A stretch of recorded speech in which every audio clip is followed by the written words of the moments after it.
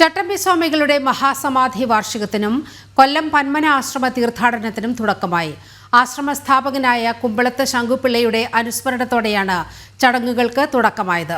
ഇന്നു മുതൽ 29-ാം തീയതി വരെ നടക്കുന്ന വാർഷിക പരിപാടികളിൽ നിരവധി തീർത്ഥാടകർ പങ്കുചേരും.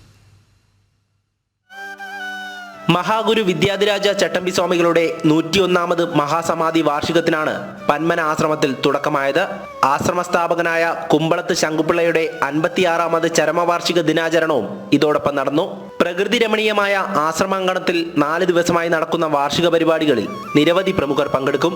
ശ്രീമദ് ചട്ടമ്പി സ്വാമി തിരുവടികളുടെ 101ാമത് സമാധി വാർഷിക ദിനം 4 ദിവസമായിട്ട് പന്മന ആശ്രമത്തിൽ ഇന്നു മുതൽ 29-ാം തീയതി വരെ ആഘോഷിക്കുകയാണ്. ഇന്ന് ആശ്രമ സ്ഥാപകനായ കുമ്പളത്ത് ശങ്കുപിള്ള അവരുടെ 56ാമത് സ്മൃതി ദിനമാണ് നമ്മൾ ആഘോഷിക്കുന്നത്. അദ്ദേഹമാണ് ഈ ആശ്രമം സ്ഥാപിച്ചത്. രാവിലെ സമാധി അദ്ദേഹത്തിൻ്റെ ചരമദിന സമ്മേളനം ശ്രീ രമേശ് ചെന്നിത്തല MLA ഉദ്ഘാടനം ചെയ്യുന്നതാണ്. രാവിലെ സ്മൃതി മണ്ഡപത്തിലെ ചടങ്ങുകൾക്ക് ശേഷം ആശ്രമ മഠാധിപതി സ്വാമി കൃഷ്ണമയാനന്ദ തീർത്ഥപാദരുടെ അധ്യക്ഷതയിൽ മുൻ പ്രതിപക്ഷ നേതാവ് രമേശ് ചെന്നിത്തല അനുസ്മരണ സമ്മേളനം ഉദ്ഘാടനം ചെയ്തു.